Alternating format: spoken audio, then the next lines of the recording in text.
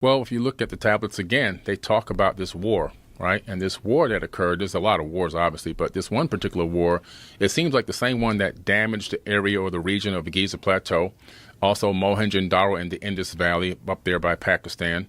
And the reason why it's interesting is if you look at the war in the text and then go to those areas, it looks now almost you can begin to see, oh, wait a minute, it looks like war. Mohenjo-Daro, Indus Valley, the buildings turned to glass.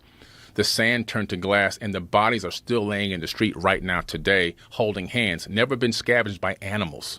So wait a minute, where is this? Mohenjo-Daro. Are there photos that we can look at? Oh, yeah, look it up. Mohenjo-Daro, Indus Valley, dead bodies still laying in the street thousands of years later. And nobody they just lay there? No one's covered them up? Nobody's covered them up. Yeah, when you put a Geiger counter over them, higher than background level radiation. Okay? Really? Yeah. And but aren't stones higher than background level radiation? Some stones are. Some stones are, especially like diorite and crystal granite. But these bodies, these are just bones. How come they're higher than background level radiation? I can't wait to see this. Yeah. Why haven't I ever heard of this? Mohenjo-Daro, M-O-H-E-N. There you go.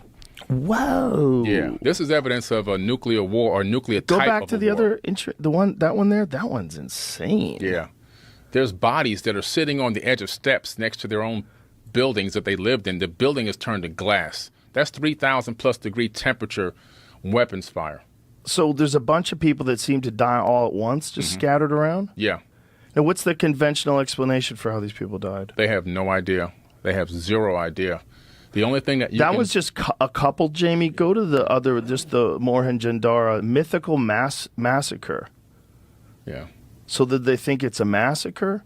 Is there any? What if the guy's just laying there? Just laying there.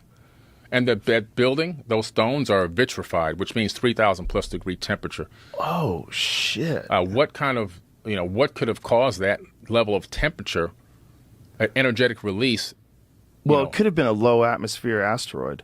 It could have been. I mean, that's possible. Tunguska. Yeah, it could have been a lot, but then their bones would have been splattered apart and broken into pieces. Good call. Yeah, that's a good call. Yeah, because they don't seem to be broken apart. No, they're not broken apart. Right. That impact would have shattered the bones and spread them out over a great distance. But without impact, even if you just look at the one that burst in the atmosphere in Tunguska, it just flattened trees. Flattened everything. All the trees. I think it's some insane, like 1 million acres or something crazy. Yeah, it's incredible. So how big was the Tunguska explosion?